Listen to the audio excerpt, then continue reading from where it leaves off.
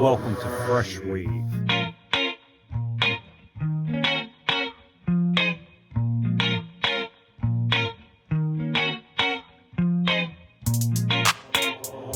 Welcome to Freshwave.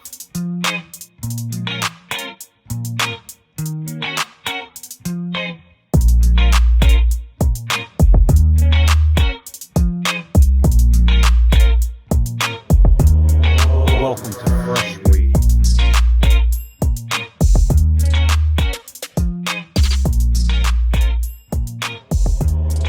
Welcome to Freshwave. Vocal cords. But yeah, I was watching a documentary too by this channel called Folding Ideas. And he had two videos that really kind of just like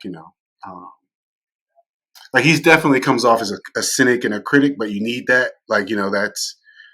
That's kind of why I brought up the topic of should we teach, just question ourselves, should we teach Web3 to kids? And by Web3, I kind of mean how it's defined by, like blockchain. Really it's like two main features, blockchain AI.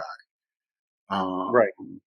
The defining features. I would go as far as to say parents will run into some concerns with some of the traditional games they've always been concerned about, the Fortnites, the Call of Duties, and VR as well, which is a component of Web3. Right. But all that stuff around, just responsible ethical practices as far as teaching kids these tools, Now it's a great question, and I think it's also an age-old question as far as when do you expose children to new technologies?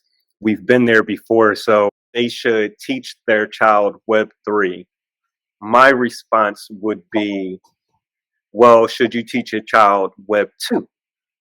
Yeah. And the question is, the answer is, well, absolutely yes. But you should absolutely be aware of how, when, and where, and with whom they're engaging with. So it's the same thing for me to say, don't teach children Web3, including crypto, is setting them up for failure and a disadvantage moving forward, because these technologies will be ingrained in their everyday lives. And it's better to have an understanding than to not. But as I speak out loud, I see a correlation to sex education. When do you teach your child sex education? Because I think most of us agree the answer is not to not teach them sex education at all. It's just a matter of making sure the lesson is appropriate. They're aware of the different engagement strategies, the risk, and also mature enough to handle the content. Right. So I guess it's like, I think, as far as level setting us, as far as where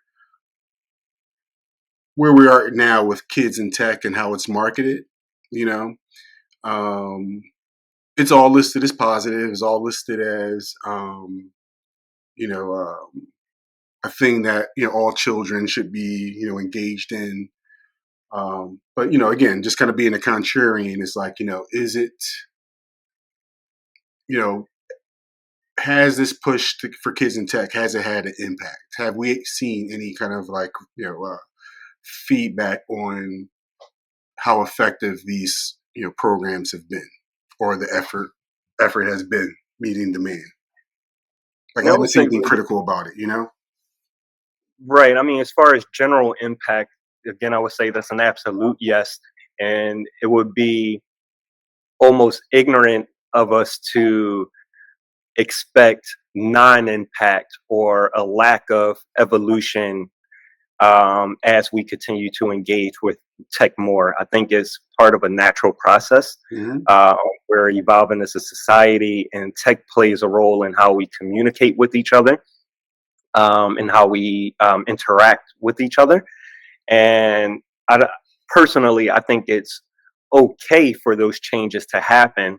But again, just like children, as adults, we have to be aware of, just responsible methods and keeping a balance of virtual time versus real life time, because I think certain things, again, don't change, where human connection and real life connection will continue to be absolutely essential up until the point that we reach the apocalypse, or or that dystopian future. But up until then, there will always be a need for um, in-person school workshops and lessons, or live events or social gatherings, in addition to the virtual ones.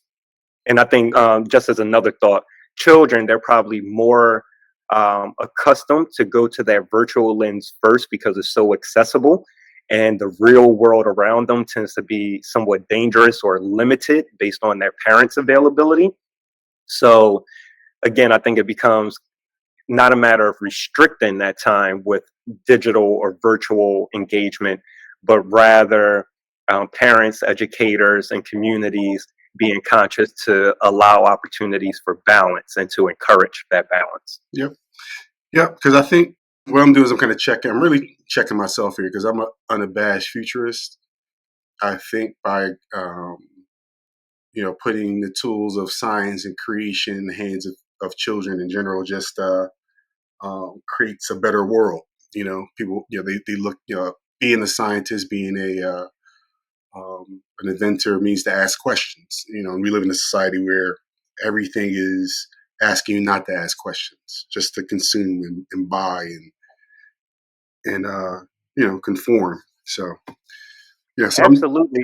And in addition to that, the idea of asking questions and I guess being adventurous and inquisitive like that in your mindset, I think it's important for us to, as adults, leaders, teachers, parents, it's our responsibility to remember what it was like when we were children, and not wanting to be restricted in our dreams, or not wanting to be um, looked down upon for engaging with whatever was new and exciting to us. And we owe it to kids to do the same thing. The fact of the matter is that as technology continues to innovate and develop in real time, the truth is adults, we become the late adopters.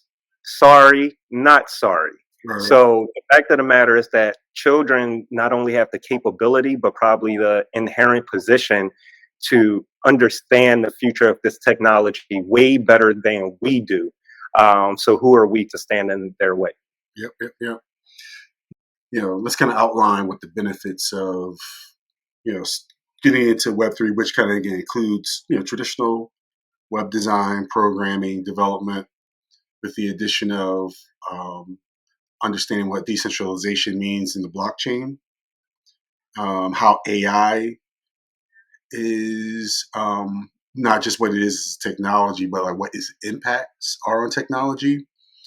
But I think again, but regardless of what people's opinions are, it's going to drive the economy. It's going to drive um, technology, jobs, engineering. So yeah, I think it would be foolish to not introduce, again, for children that are interested in this field, um, not to introduce them to these tools and show them how to use them responsibly.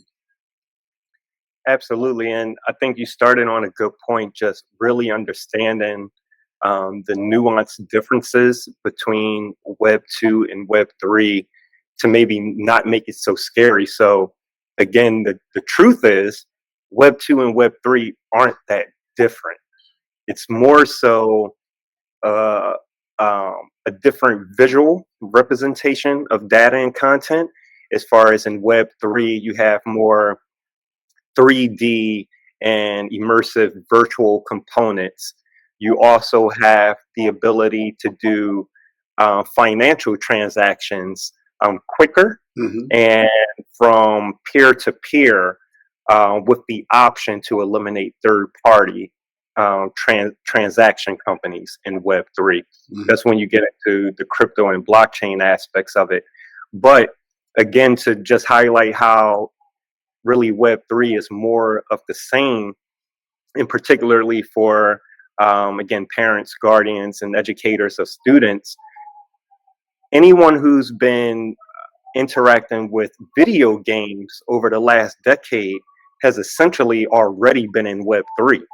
The idea of the paywall in these new subscription based games, or games where you're earning reward RPG model. That's essentially what Web3 is, and those elements of that gaming environment is just expanding into the regular internet at this point.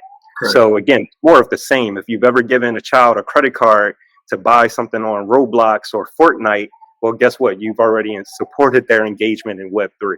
I think that's going to be like right now in the news. You have inventors like Elon Musk. Uh, I think Lex Friedman, who's a programmer, speaking on maybe opposite sides of, it's just kind of hilarious. Like, put a stop on AI.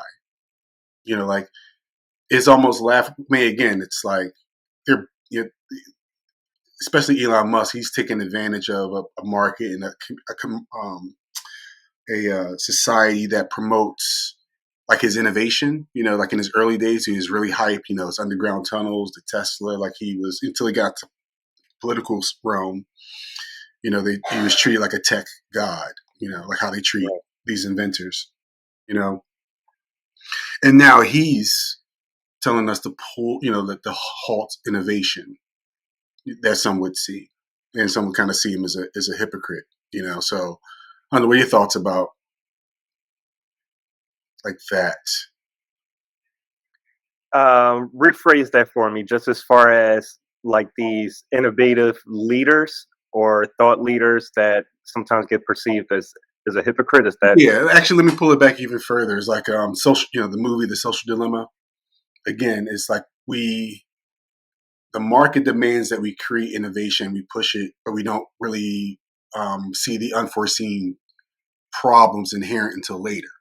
So when we are talking about Web 2 for social media, we have the mental health crisis here in America and probably across the Western world, specifically with social media affecting girls, and so and again for the algorithm for self deletion rates, and same for I think it's for boys and girls. In video games in particular, some of the downfalls have been isolation or men kind of cutting off because the video games give them a false sense of addiction because they're so good. So I guess all I'm really saying is like there's, I think, in promoting to children about tech, I don't think it's been respecting their intelligence, and engaging with them in a way that's like honest about like the effects of we're going into AI, we're going to the future, but should we with every step? I'll just not to be long winded. Back in the day in the '80s, when you had commercials, you had to the reason why we have public broadcasting is because for every dollar companies spent marketing the children, they had to reinvest that into educating children.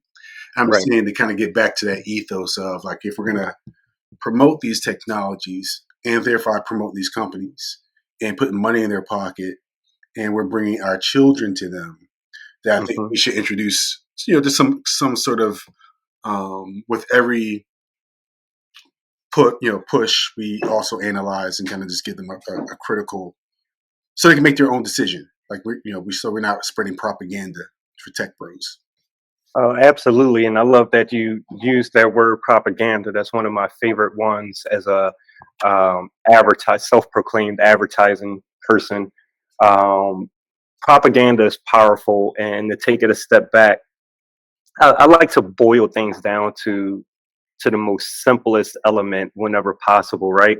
So when we say things like Web3, Web2, the internet, in my mind, I boil it down to a level that says, well, these things are tools, right? Just like any other tool, just like a hammer, just like a screwdriver. just like a saw. Hmm. But guess what? Also, just like a gun, Yeah, I was gonna say. Yeah. right? Yep. And we, as a society, I think we often trick ourselves into engaging with tools differently based on the name of the tool when we should be treating all tools the same. And the base function of a tool is to accomplish something, to help you construct something, to help you build something. But in order to construct or build something, you have to have a working knowledge of that tool. So just like you could give me a hammer and nails, and you could give someone who's a trained carpenter a hammer and nails, and we'll accomplish two different things with that same tool or those same tools. And at that point, I have the decision as an individual or my community to say, well, you know what, Daishawn, you know, we're going to put certain levels of restrictions on how you use the tools because of where your working knowledge is, but you have the ability to train and get better to have other opportunities to use those tools. So a friend might allow me to help them build a birdhouse, but a company is not going to hire me to help them build a skyscraper unless I train up. And I think at a very base function, the internet is the exact same thing. Treat it like a tool that could be used to build great, wonderful, amazing things, but also respect that tool in a way where you know it could be highly destructive if used in the wrong, in an inappropriate way. Awesome. All right. Cool. So, what are the All right. So again, let's kind of just redefine what we're talking about. Again, we keep on going back to this because again, all this is reasonably confusing. Because we're talking about a lot of buzzwords. Like we talk about the metaverse a lot. Yep. Metaverse isn't really, it's a rhetorical device. It's not one place. But I think Mark Zuckerberg in one fell swoop just kind of like just torpedoed the entire concept and energy. No, wait, bro. So it blew my mind. I was watching like Hulu or something, but yesterday, literally, a commercial aired, Hmm. and the narrative of the commercial was like, imagine a world where the woolly mammoths still exist, and they show kids, and they show like these virtual woolly mammoths and shit, like in a 3D movie or whatever, and they're like, oh, a world where this so and so, and they just go through like these different regions and show these beautiful graphics, right? And it really has my attention.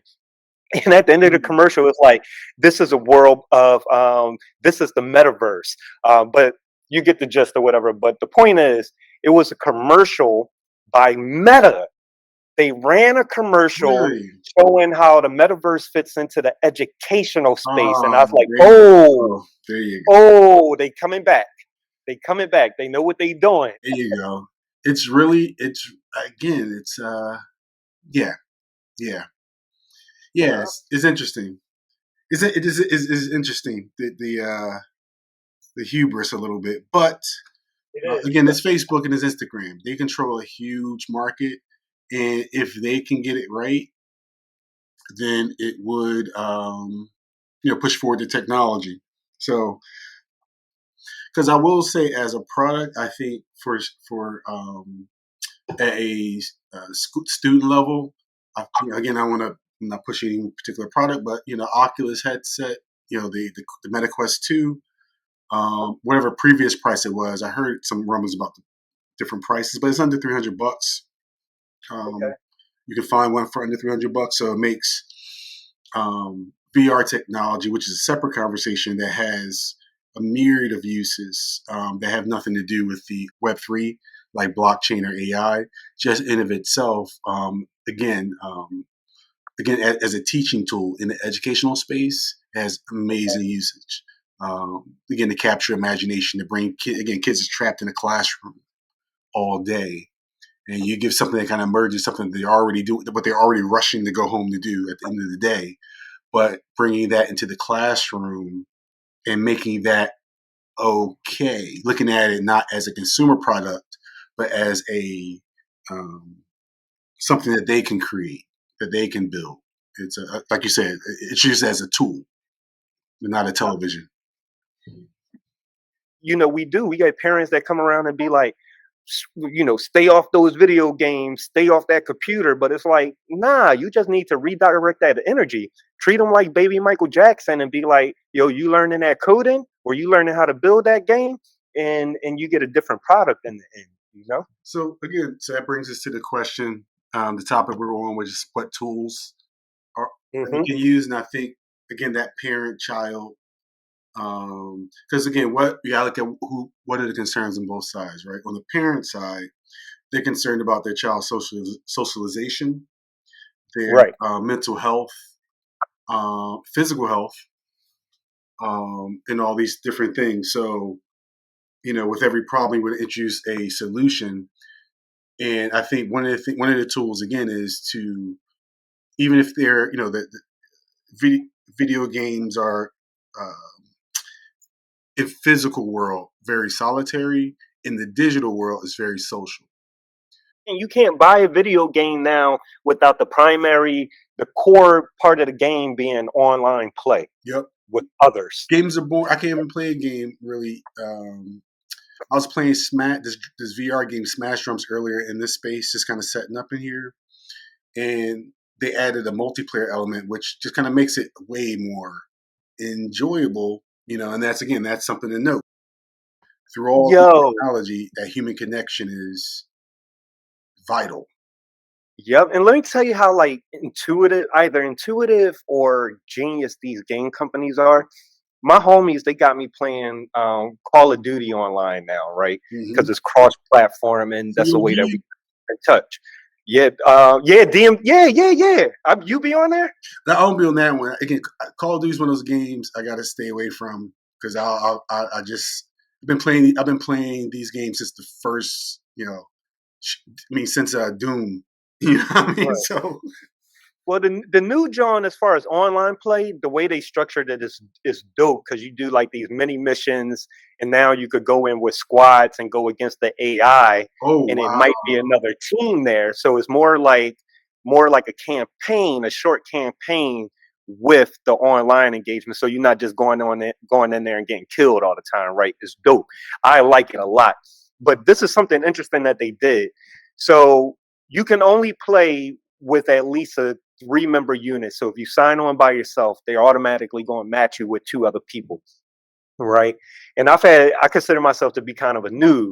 mm-hmm. So I have experiences where, I'll get on the mic and you could tell people be from all over the place and different ages.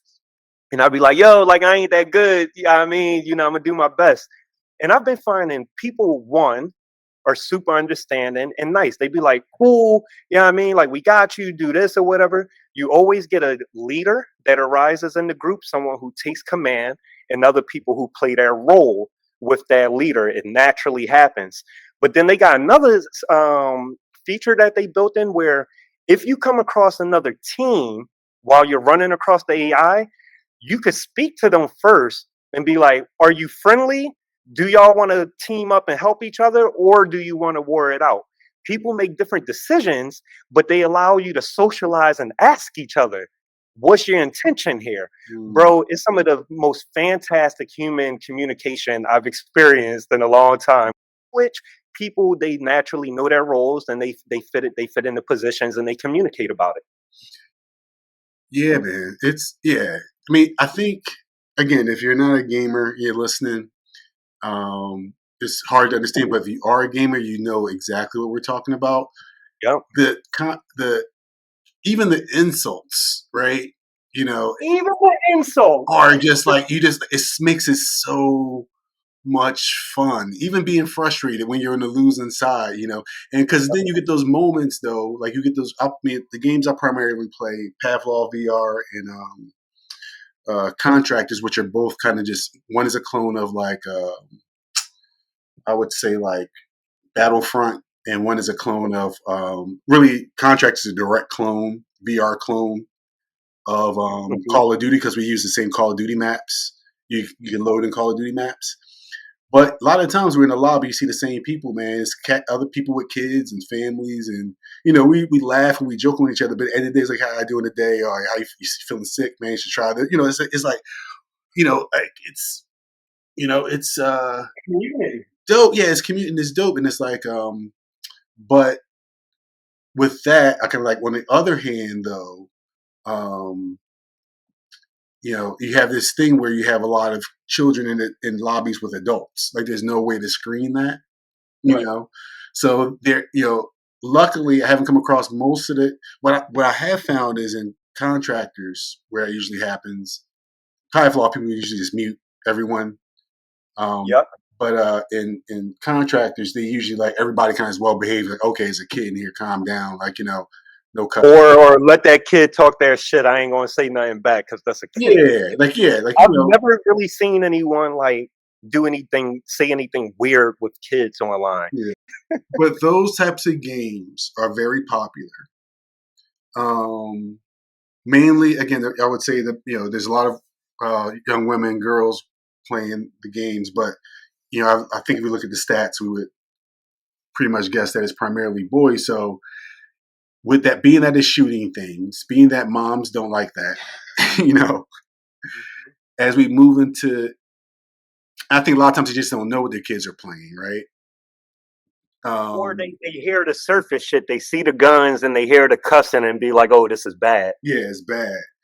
And I think in VR, it adds the extra element in these times of um, is educate. I mean, dare I say, oops, do we have anybody in the lobby?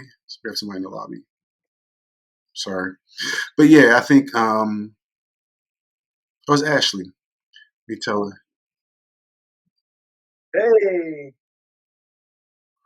but yeah, there's is education going on about guns, um, which I conflicted. I see it as an opportunity, but there's definitely a big concern about how real it becomes. You know? Yeah, and I mean that's just the reality of the world because it's the same way. By no means am I a gun advocate, but I am an advocate of people learning how to use guns properly if they're going to have one and be around one. You know, Yeah. otherwise don't. But you brought up something also I want to touch on. You was like in games, it's kind of a culture where you'll take shots at each other, right? People come at each other. And in the streets, we entered this society where if you come at somebody the wrong way in the streets, they'll go to a gun and shoot you. Hmm. But in a video game, you can't do that. And you know what tends to happen in video games? You hit your zone and you tend to become better. And that's how you get back at them. Yeah. You skills and becoming the person that don't get killed all the time. Now you got the bodies, but you just improved yourself. And is that not healthy? Yeah. That's healthy. I think. I mean, I think that's what I want to see happen. I want to. I think sensational coverage about video games have been around since video games have been around. It's about Pong was like harmful to kids, at the time. So it's clearly a concern that's not just really emotionally driven and not connected to reality. Because nothing has shown. Because again, we have television and social media are far more, um, you know, harmful. Like measurably so than video games ever have been. You know, but I just kind of foreseeing those concerns. Foreseeing the concerns of how because again the technology is getting better and better and better. More companies are going to adopt it. It's going to become a consumer item, and these conversations are going to. Um, I think the tools again. Let's go back to like what the solutions are. I think one of the tools again is to bring parents into the conversation. Figure out ways to help them share. I mean, again, sharing with your children the other activities like basketball or um, some sort of activities at school. That's encouraged, right? So why shouldn't something that they really love and they feel like they're really good at? How would it affect them if their parent really took an interest, a genuine interest? Yeah. So that's why I like robotics and esports camps. I think those are really great programs because they hit a few different things. They hit the esports, especially the ones where you're moving around in VR. or encourage movement. Kind of modding these tools and kind of getting better at it kind of encourages curiosity as far as development and programming, how these things are built and how they work.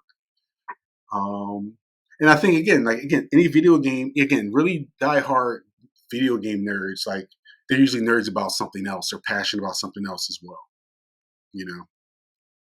Gotta forget about this. So again, years ago, I worked for a company called Eduneering in Princeton, New Jersey, and we were primarily making like online education for like the workforce, like our clients like the FDA and other government agencies.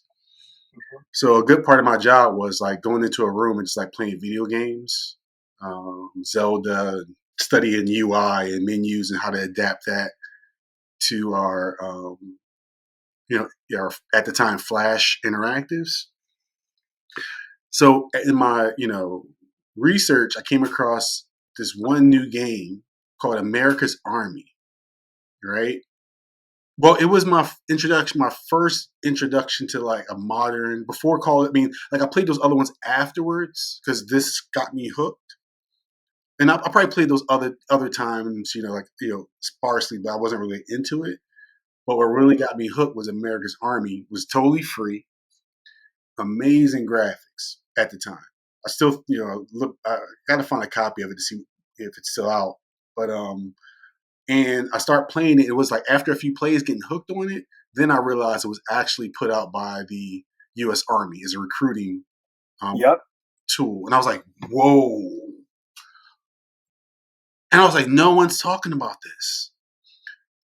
Yeah, like I think it was no one. I was like, wow, man. I said that's like, I was hard, deep in advertising at the time. I was like, that's so devilishly brilliant. It's like recruiters, again, recruitment for the Army has always been, an issue, especially in peace times. So they usually appeal to, hey, Ash. Hey. Ashley's joining us, event what's up? coordinator for Freshwave. And we're just we're going through a few things about, tech, children in tech and our concerns. And what we're on now is video games, and what can what can we do? Like what the existing games, and we're kind of meandering a little bit into some anecdotal stories about. I was talking about America's Army and how it was used as a recruitment tool. In early 2000s, it was an FPS game like Call of Duty, but very well done. But in the game, if you qualify in certain skills, they would prompt you, "Hey, you're pretty good," and you would actually have to you would go through basic training. Not everybody can be like I think it was like a paratrooper. You had to qualify, but it was all by their standards. It was kind of like pre indoctrinating these kids playing these games into like what it'll be like, and that's all. Again, that's a dope recruitment tool. That's better than any pamphlet. That's better than any recruitment officer kind of giving you a cell. It brings you into the world. I got hooked on it, and I just thought it was mad effective. But these are, again, with every dope technological innovation, I just think it's, as educators, is we have to kind of like present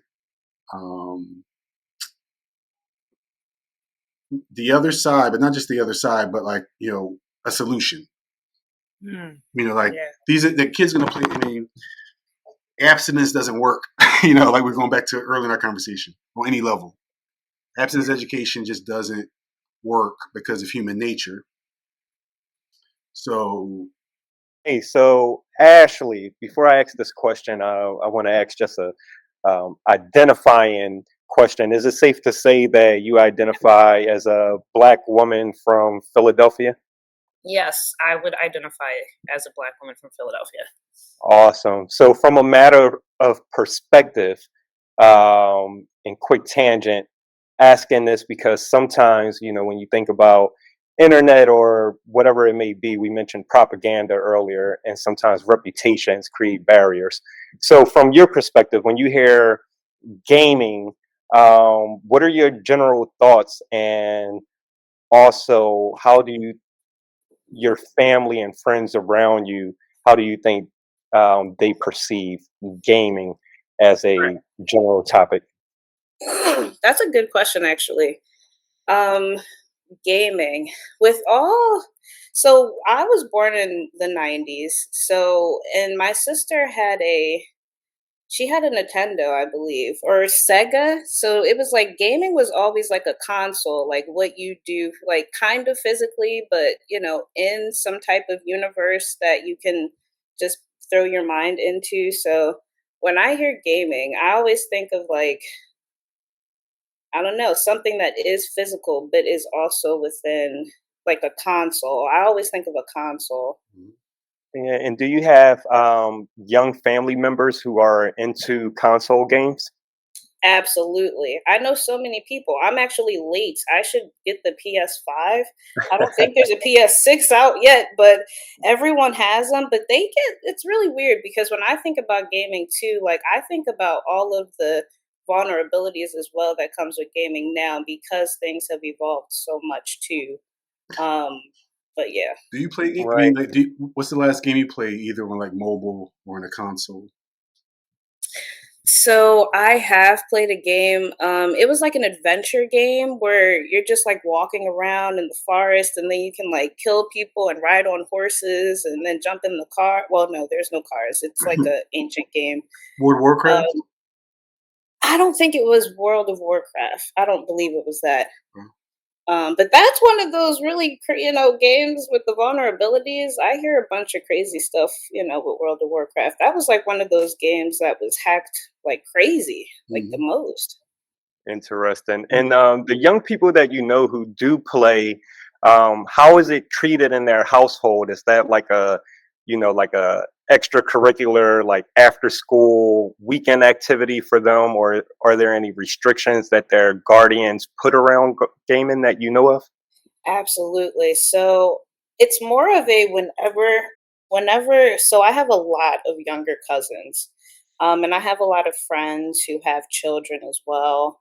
So I'm oftentimes around young people, and they are able to play their consoles pretty much whenever. There's no real restrictions. It's just as long as there's no better or needed work, like chores or schoolwork, then they're pretty much off to the races. They can do whatever they want to do. Right. I'm sorry, and just real quick, I'm assuming that's very much from a recreational standpoint, I'm guessing, or assuming. Oh yes, absolutely. That is the recreational part, I guess, in this scenario that I'm presenting. Yeah. Hopefully it's answering that question, but usually it is in a recreational capacity in that frame. Have you come across or any parents' opinions about how much recreational activity they're spending on their games? Is that something that you hear, or is it?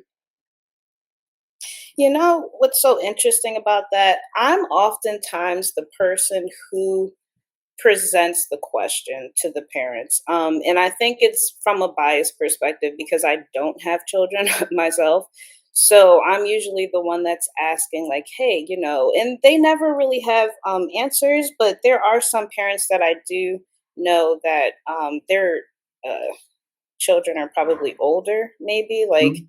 closer to college age, maybe 19, 20. They have already kind of figured it out and have their process. So they're like, yeah, um, maybe once they hit high school, they have certain restrictions, right? Because they see that it's affecting their schoolwork or maybe their mental, or so it does sometimes become like, getting into that universe is probably affecting, that child a certain way. So, they put parameters and restrictions around I hope things so. and Yeah, they've learned. Yeah, they've learned. But with younger, it's different. I yeah. think that's fascinating that you create that spectrum is one that I don't think we laid out, but how games are perceived from the parent or guardian. So it seems like Yeah. there's two ends of, let's call it, the negative or um, just negative perspective, but one in that says, okay, you got parents that might try to hyper police and limit interactions with the games because they already view it as harmful. But then you have other parents who are kind of unaware Yeah, and treat it as absolutely. this irrelevant thing. It's like it's just something that the kids do. They're Right. unengaged.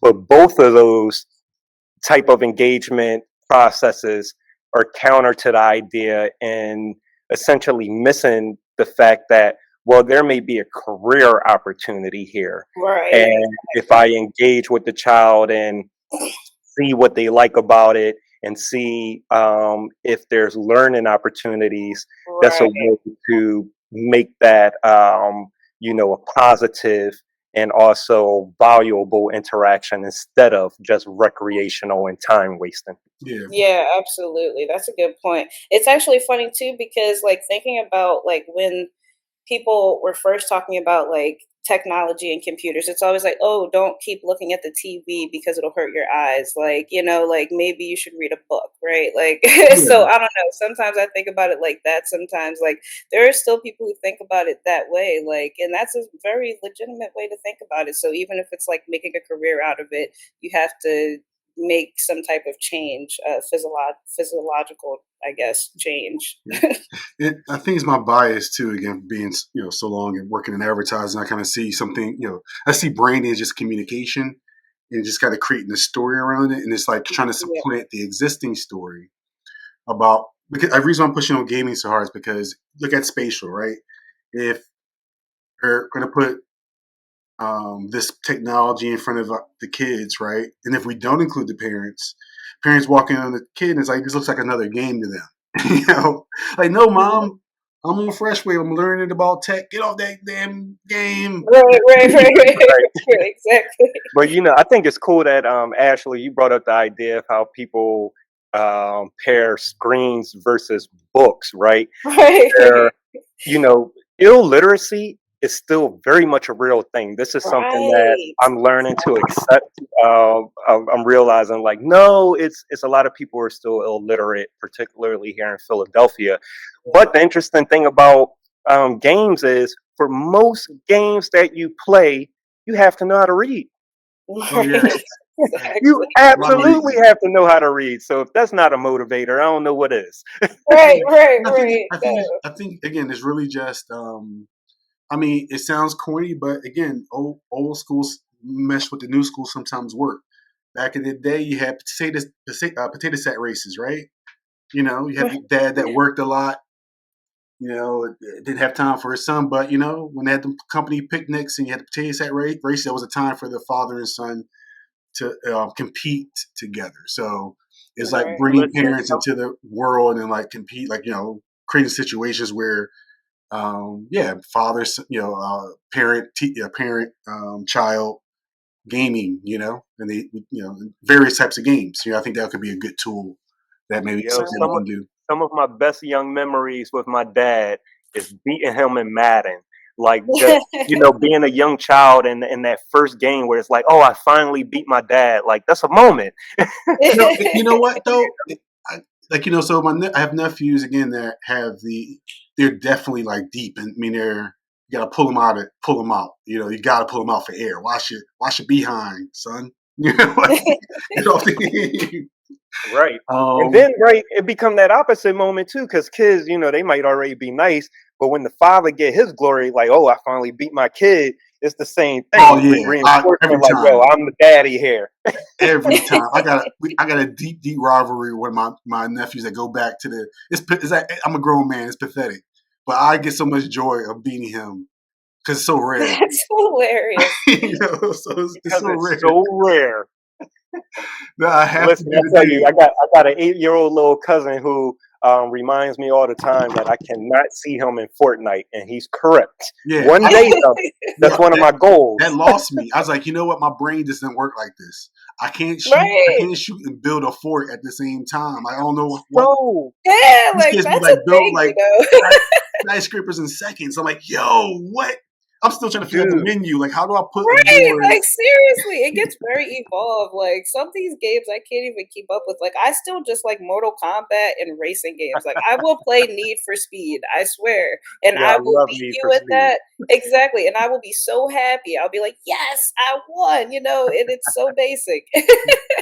Yo, One of, but solid points. I will say, like, if you talk about hand-eye coordination, listen, Right. building a fort and shooting a target is not That's easy. crazy. I've tried it. I cannot do it. It's one or the other for me. I'm either building the fort or I'm shooting the target. I noticed. Right. I noticed with my daughter the game that was like none of that was no real gaming. Only when the Nintendo Wii came out. Mm, That's when because it's a mainly social games. You know, right. so a The big social one aspect. that I hope to God there's no video, but knowing my children, it probably is of us playing Dance Dance Revolution for hours. That's over. Miley Cyrus Rihanna songs got me in some very suspect dance moves. But it was, but it was like bonding. But it's like memories, right? It's like part of our. That is part of our family memories because like my mom was in it, so their grandmother, we all Right. whole family would be into it, right? And that was, so I that's a Shout like out positive to that. that real technology. quick. Same thing. My family, shout out to my cousin Keita, who had made a tradition of playing Dance Dance Revolution at like the New Year's parties. Like she became Woo!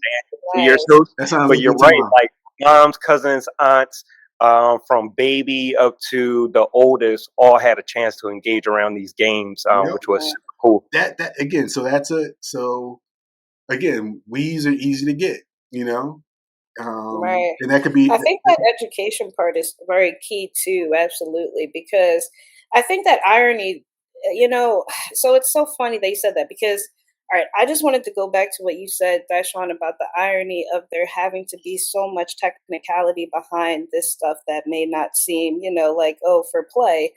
When you bridge that whole building a fort, they're doing things that are very involved, and you're Yeah. putting some type of mental activity into that, and then bridging that and being like that same person could actually be illiterate. It's very interesting, right? Hmm. So it's just like bridging that connection is very, I think, important to like what we are also about, right? So I think that's the Amazing. thing, Yep. like like bring it back to education, the career paths, like that's very important because it caters to each other. Yeah. 100%.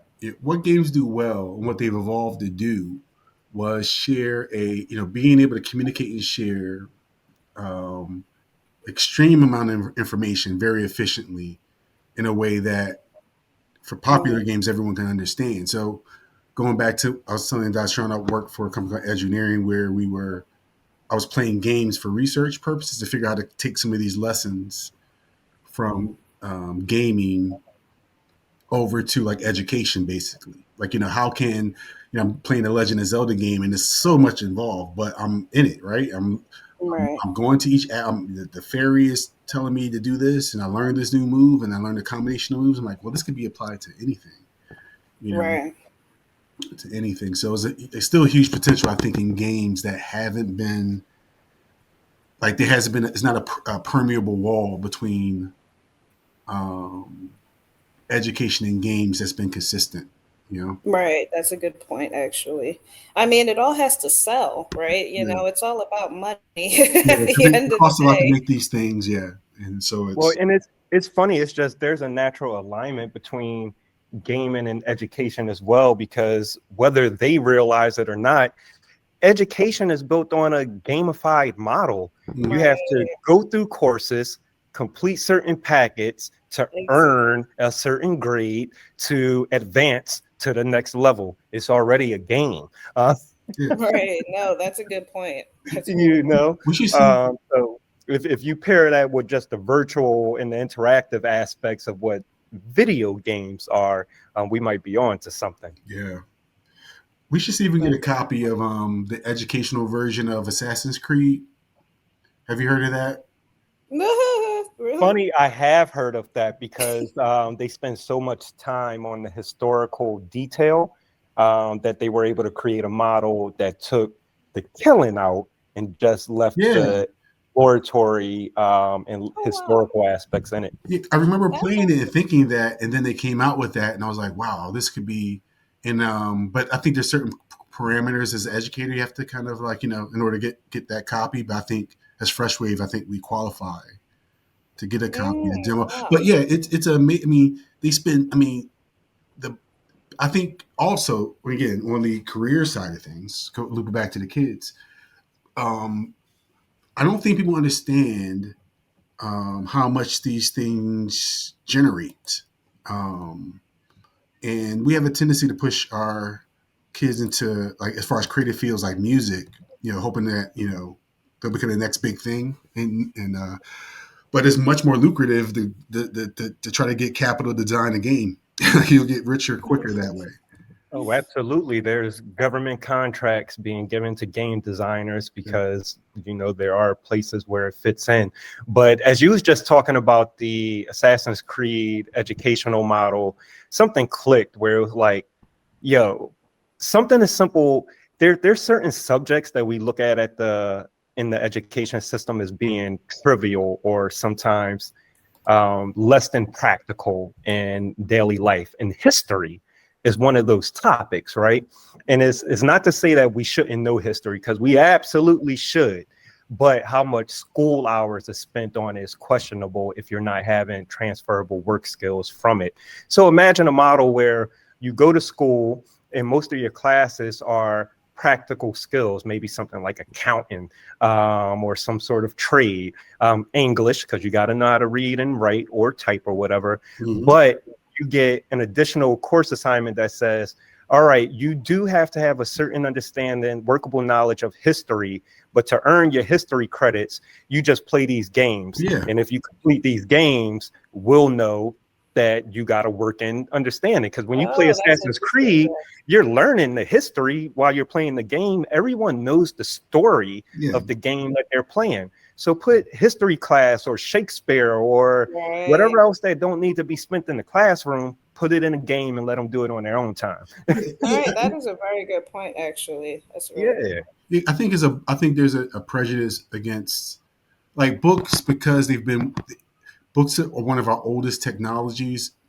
so much so that we don't recognize it as a technology, that a book is a piece of technology, that it's translating information into glyphs and symbols that we then absorb. So when we're absorbing information, there's that a brain has to do a certain amount of processing to decipher, right? right. But again, if you lose your sight, and you read by braille, which is a different sensation, which is touch. Your brain is still getting the information, right? But you're not reading per se. Take it to audiobooks, right? Okay, not your hands, your touch, but your ears. If you listen to an audiobook, are you getting any less of an understanding of the book if you use your eyes? So let's take it to games. If you're immersed in the history, right, and you're experiencing it, is it any less vital and any less meaningful than if you actually read it in a book? I think I'd it argue depends on that you're how learning people faster. Yeah. Sorry. Yeah. Like some people learn differently though. Yeah. Yeah. Like some people learn faster, some people learn slower with that. And it's like how you intake that type of information. Right. So it's funny because games actually already designed for that. So you know how when you play these RPG quest games, it's a lot of storytelling, right? And a lot of narration. And what do they have? They have a button where you could click and you can read this scroll, or you could just listen to them read it to you. Yeah. Two different types of users, but the options are both there. Yeah. Right. I wanted to ask you about that. So I had to look up that Assassin's Creed educational version because I am just I have a question. Mm-hmm. Like, is the fact that it's educational the fact that there's no guns? Because that's the way that you kind of presented it. You're like, it's educational. It doesn't have any, well, not guns, but no shooting or killing people, I believe. Yeah, they take out the knives. They really just kind of just like, because if you played the game and you get into it, I mean, it encourages you. I mean, if you kill someone, there are consequences to like gameplay and things like that. So on the coding side of things, the joy is breaking those rules, but most of it is understanding the story, therefore understand, because it's all based on. I mean, they kind of bring in like Illuminati and stuff like that, but it's all bringing in actual Okay. historical places. Like the one about Egypt is, I mean, which I think the educational version is like beautiful. So it's like Yeah. you can take kids on a field trip of ancient Egypt in I its see. prime. Okay. So Like it's a lot more than just the yeah, non-boat all killing. these games are like Okay. Red Dead Redemption. Like the gaming part of it is the the draw. It means like the hook. But when people are really that the people that are really hardcore dedicate these games, they know the lore. They know like this game inside out. They go buy books about it. Right, because there's You like know, stories behind it, but you can like skip those things, right? Like you can just Right. skip through it and just kind of not pay attention to the yeah, story you that's choose actually happening. right. Yeah, so it's like Right. yeah, so, But you could like in an educational model, like you could code it where you can't skip those things. yeah. But if Okay. you go on YouTube now, there's actually probably for every video game with a story mode, you can find a YouTube video with only the cutscenes, and people watch those straight through like mini movies. Oh, yes, you're right. I do know about that. You're right about that. Yeah. So it's cool. I actually I did the Google search as well for Assassin's Creed, their educational mode. Mhm. And they actually rebranded it. So they actually called that Discovery Tour. But essentially what it is Oh, that's what Assassin's this is. Creed I see. without the assassin. Yeah. All right, so here's some stats. Before we're gonna move from this to blockchain just for a little bit, talk about that and kids. But again, the reason why we're spending so much time on video games is because again, VR and gaming, web gaming, even in blockchain, a lot of the popular apps are gaming based. Some would say gambling based. But as far as Yeah. the market, where we at? Okay. Um, That's like a lot of where the War of Warcraft stuff, like it came in the assets, like people trying to like manipulate the assets and steal people's coins or whatever. Because I never really played World of Warcraft. I just heard a lot about it. But yeah, I think that's where a lot of the hacking, like I was talking about before, comes in. So just a segue there, because that's a very huge mhm, topic right now for sure. Yep. So right now, games generate the 180 billion. This is up from this one chart I'm looking at, which was in 2018, which was 101 billion. With film, all film digital sales, box office sales are 49 billion is globally. And for music, what is that? 16 billion. So we're talking about 180 billion versus, I mean, like in these other industries, like in that, there's a lot of jobs, traditional jobs, and all sorts of things from graphic design to programming to music to dance to That's what those numbers filmmaking. represent, you're saying? Yeah, like the video game market is worth 180 billion dollars, Oh, wow. 180 billion as of 2021. And I can't find the numbers on movies on film, but on this old chart from 2019, the numbers they had was 101 billion for video Oh, games. That includes PC, console, and mobile games. mm, 49 billion for film.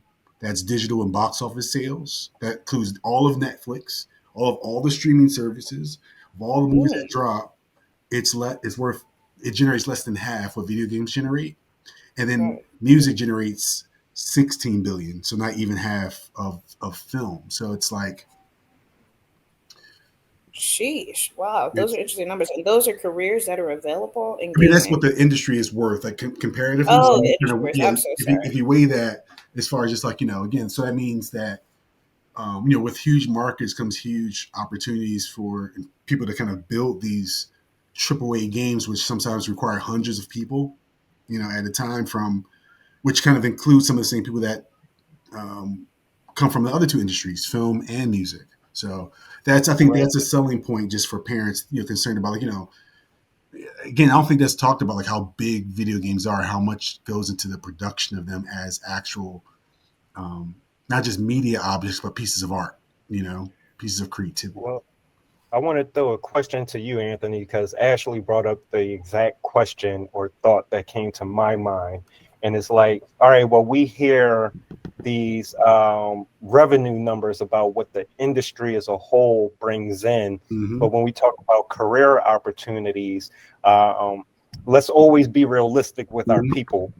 Yeah. All of your children or all of you aren't going to be the video game owner, No. producer, or production company, or even the developer themselves. But as you mentioned, different career access points. So Right. from the top of your mind, what's like some of those careers that are reachable and obtainable for youth? Programmers of all kinds, games are mostly programming. Engineers to develop the architecture and sets for these games.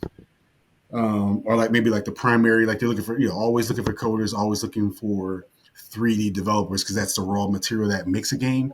But also, you can't make a game without writers, Writers, storyboard I was artists, just thinking about the art side, yeah, like the visuals and the yeah, story, right? storyboard artists, conceptual artists, which a lot of times are either digital or traditional painters to design backgrounds and paint backgrounds for games, depending on their look. A good one is CupHead. Yeah, Cuphead is a super dope game. Maybe I'll probably add some B-roll of it right here as we talk. But Cuphead is a game developed by two friends. Um, and there's actually, you know what? There's actually a couple of dope documentaries I'm gonna play right after our conversation. And I can't remember the name of them, but there's two documentaries about independent designers making video games and their success. Again, you're talking about like 2 or 3 person companies at the time, and one independent game, pays their mortgages. Like it's not making them super rich, but it's taking them out of the. It's a living. It's a living. Like they're making pretty good money. As far as So as you were going through those different like career spaces, I'm already envisioning like if you got that child that doodles and sketchbooks and plays video games all day, they might be a future storyboard artist for video games. Mhm. You know? Yeah, there's so many possibilities with that. I oftentimes think about how different people who consider themselves creatives and artists, like in terms of writers and people who create things, do they always have to have that technical aspect or that technical, is tech really embedded into everything to that degree? So I would love to take that layup right there and highlight the fact that I am a founder of a tech company. However, I do not know how to code. I'm what they call a non-technical founder. And that's very real because you need idea people as well. So I actually compare the tech industry to the music industry. It's like sometimes you have a singer, sometimes you have a songwriter, sometimes you have a producer. Sometimes you have special people that do all three, but that's rare. Right. Normally it's a team, and the tech world works the exact same way. You normally have a non-tech founder, and that's someone who's a visionary. They engage with audiences, they do the marketing, bring in the publicity, and they dream up ideas. And then you have a technical founder who goes back and makes it work. Yep. Right, absolutely. No, that's a really good point. Actually, I never thought about it that way. Yeah. Yep. Yeah. It's not. It's always. It's a group effort. Like as the game that I dropped, the movie that I dropped into the chat is it's called Indie Game, the movie. You'll see what happens when you're a singular person. You try to produce even a simple game. Like it's very very difficult. It's very very hard because again, if you're just a programmer and you're trying to write a game, then you have to become a story. You have to become a writer as well. So that's amazing. It kind of brings the conversation full interesting. circle because we Right. touched on how when you're a player in the game, the way that games are being modeled now is all about group play. You're playing online, you're playing on a team with strangers, so you have to learn how to work together. But guess what? It works the exact same way in making a game. Yeah. It's a team effort. You have to work with different people from different places, learn how to work together to accomplish a single goal. And that's a lesson that will remain valuable through, I believe, human existence. I think that's actually going to go, add that little dollar right into our workshop. I think that gave me an idea about how to approach the gaming workshop. I think I was thinking about initially like each kid makes, each child makes their own game, but it should be collaborative. You know, not Yes, every yeah, absolutely. Everything not every about it should yeah. be.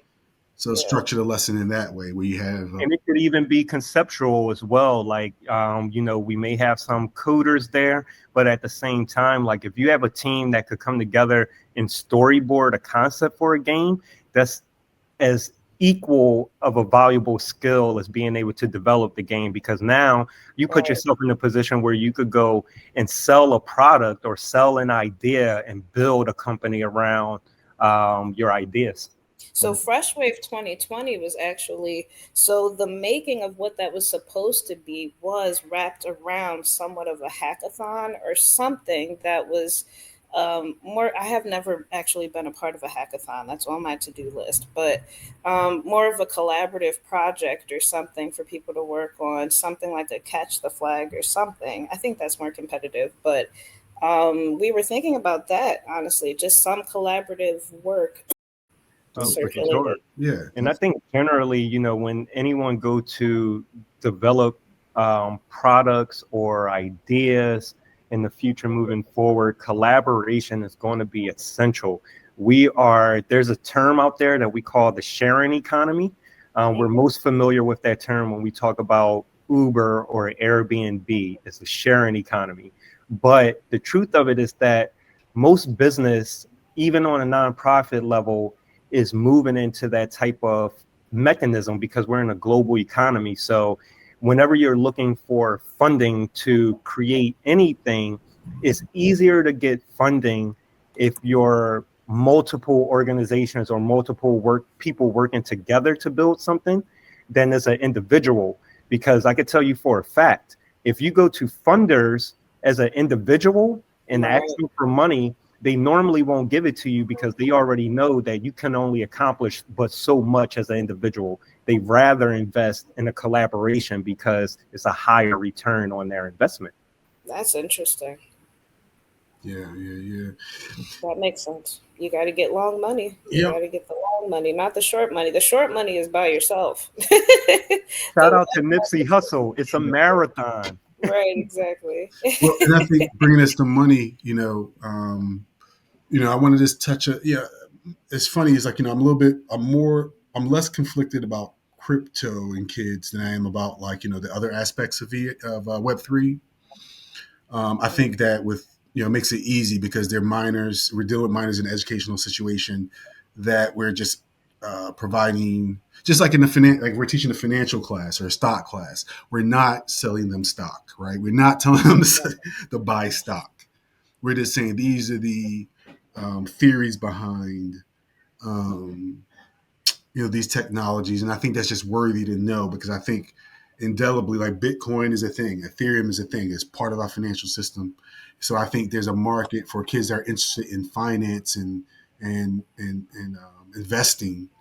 That's a good way to. There's tools in there to kind of onboard kids in a secure way, but security is an Absolutely. issue though.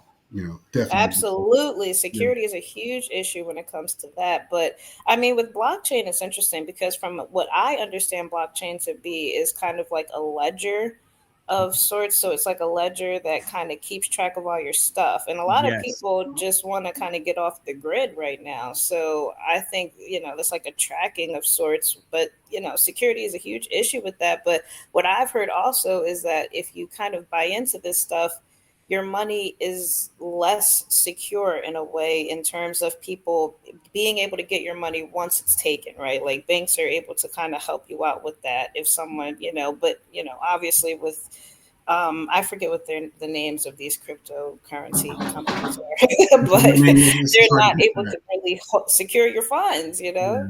Right. And this is part of the education aspect. And I'm glad that you brought up those points, Ashley. So, number one, we got to, start making sure that we understand how we're using vocabulary, just like any other element of English. But blockchain is not synonymous with crypto.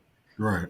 Right. Crypto is a function of the blockchain. The blockchain has other functions, Right. which we call utilities, which are actually far more important and far more relevant than what crypto is. Crypto is just an activity taking place on the blockchain, but it's exactly what you said. The blockchain is a ledger.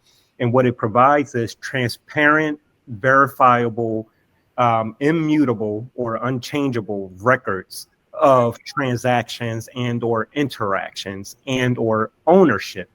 And that's the part where events like Freshwave and just continuing to listen to this podcast, Right, but right. learning how to separate those things, because because you're correct, crypto is a volatile industry. Now, I will say there's important things to learn about that as well, but it's a different discussion. But if you stay away, or if we condition ourselves to stay away from blockchain because we're afraid of crypto, that's how we put ourselves behind the curve, Right. because now you're not interacting with a technology that is going to be extremely relevant in the future. Yeah. It is happening. Yeah. Blockchain is not going anywhere, and Yeah. it will become a part of our daily lives. And we need to make sure that particularly the children learn it if they're going to have a chance at career opportunity. Yep. That's a good point about the definitions. That is very, because it is confusing to kind of read. Like when you are looking into it, you really have to understand these terms and terminology to be able to understand just what blockchain is versus like crypto. And I was just like, wait, I thought these were both kind of like the same thing, the way people used it so interchangeably. But once I really looked into it, I'm like, oh, so, there's obviously usefulness in maybe the one thing, it's kind of like, oh, you want people to know where you're at in case something happens, but you kind of don't want some people to know where you're at, right? Like, so I don't know. I see the usefulness of blockchain for sure, but the crypto thing, it scares me. I'm like, what's going on, man? I don't want to be a part of any of this stuff. Yeah. I think in some ways it kind of, I mean, again, I think learning about it serves a couple purposes, but I think even helps you appreciate why certain systems work the way they do, Mm, because I think, like even though the ethos and the goal is decentralization, practically, that I don't think everyday people like want that. They want to be able to kind of like track every aspect of their banking transactions. They kind of want somebody to do it for them. right. Very In biased. decentralization will never happen. Yeah. So I will put my name behind this statement.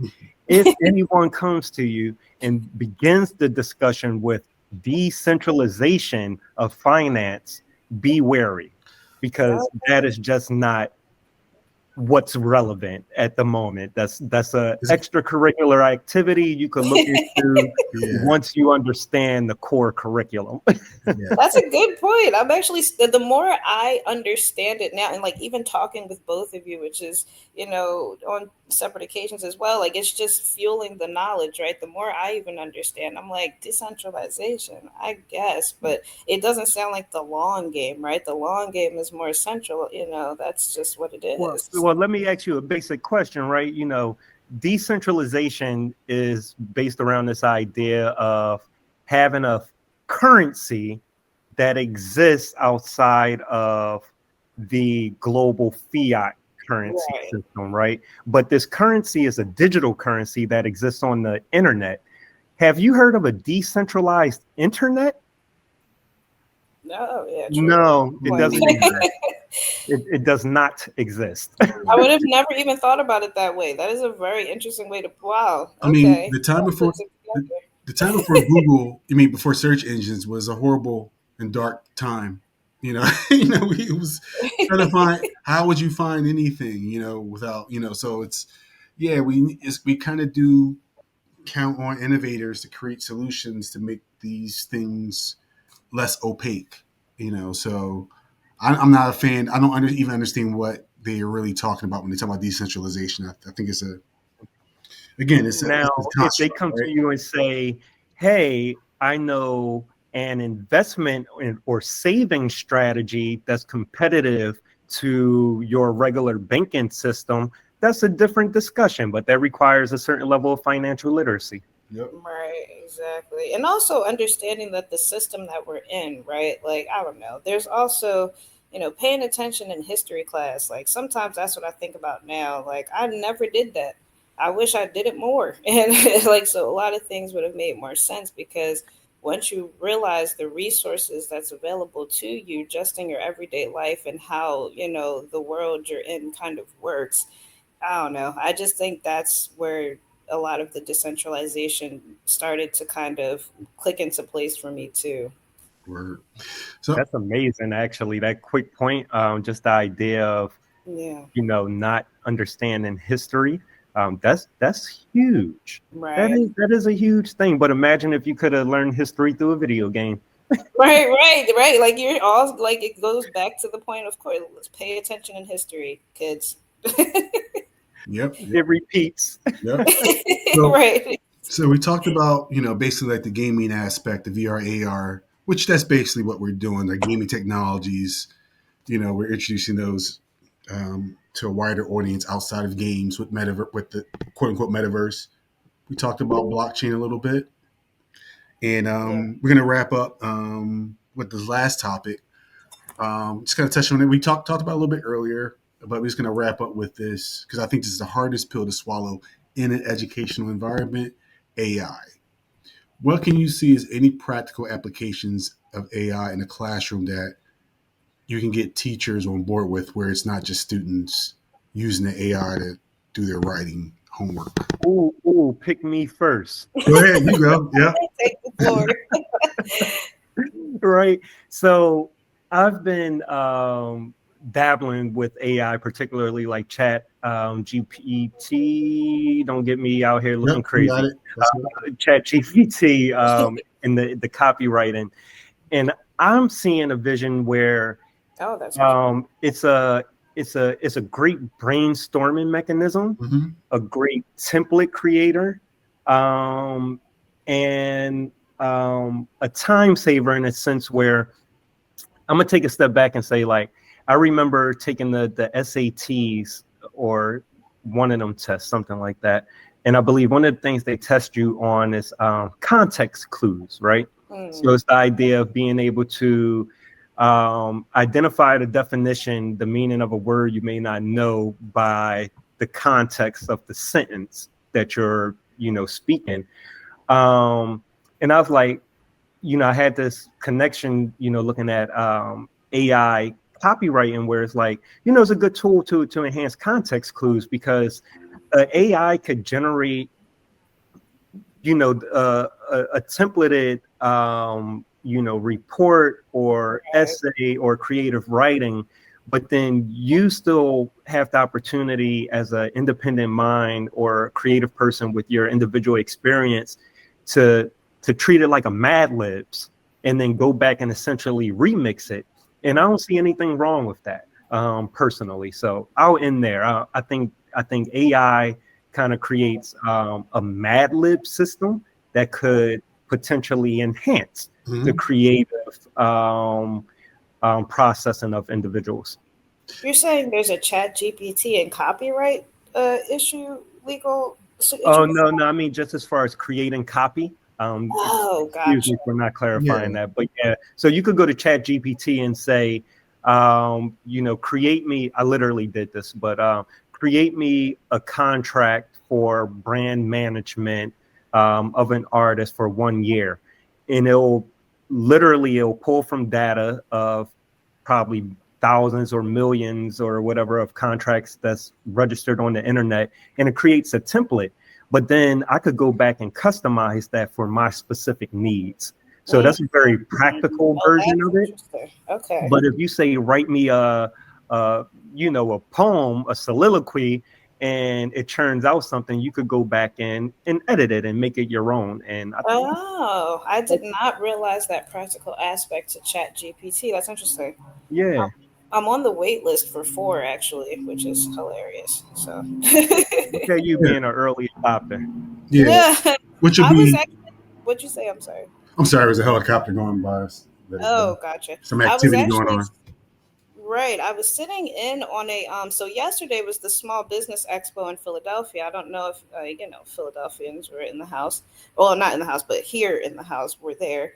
And it was a good session on well, it was what I thought would be a more progressive session about ChatGPT and how it can put you out of your business, or just AI in general, right? It was just AI and how AI, and they started talking about Otter and whatnot, and how that can put more white collar positions out of their jobs or whatever the Mm. case may be. And it was somewhat of a history lesson as well too, but I did feel like it was kind of lacking in what the solution would be, right? With all this evolvement, the practical usage, which I wasn't even really aware of. Like, how does that, like, okay, it takes away jobs and somewhat creates different positions, but how, what would be the responsibilities in those roles? And some of these human infrastructures don't even really work that well in Mhm. archaic infrastructures. So, we need to be on the fast track, like on the very fast track. We need to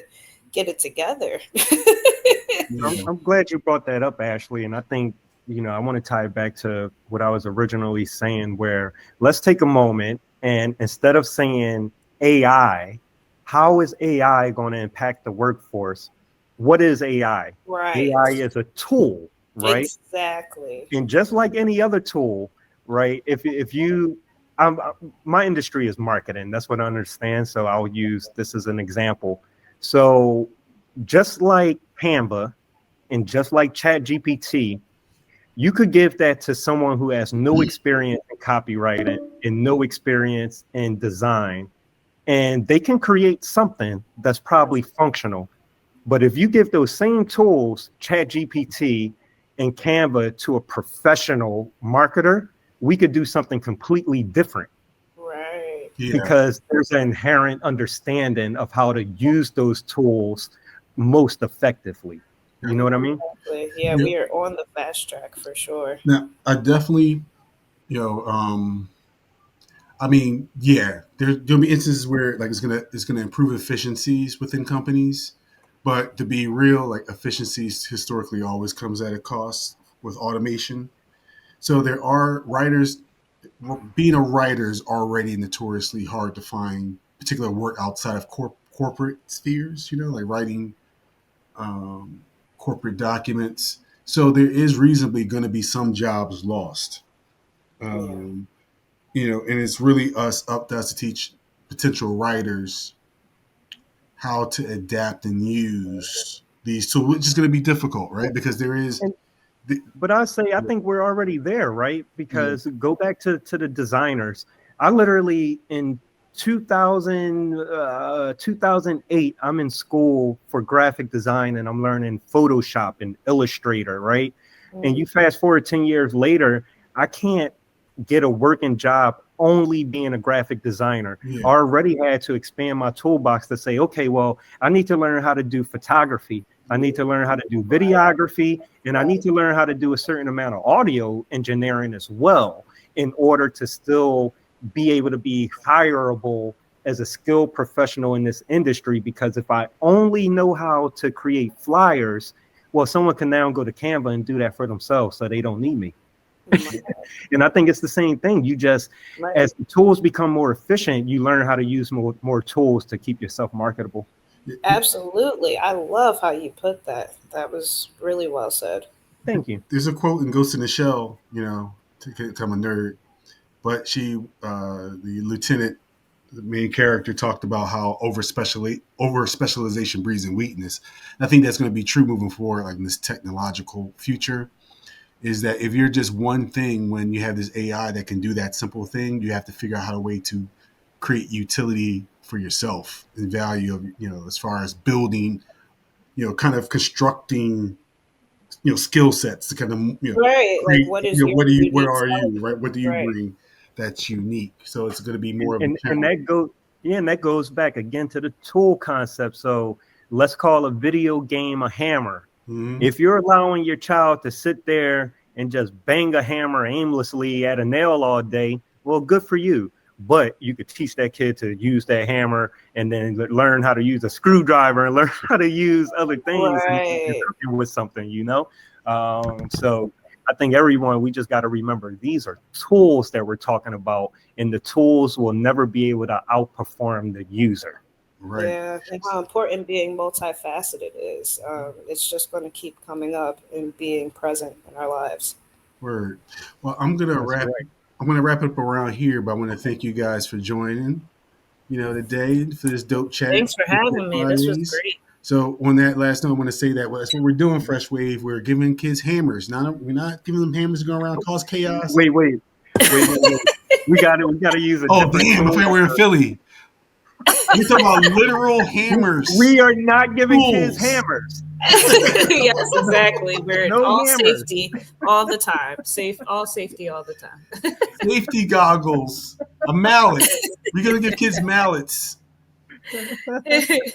Mallet is a better word, but yeah, it was a good conversation.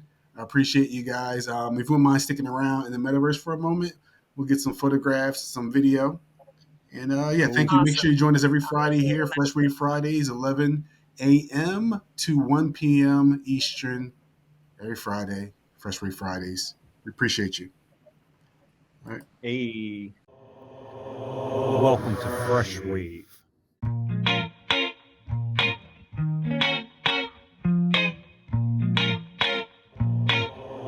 Welcome to Freshwave.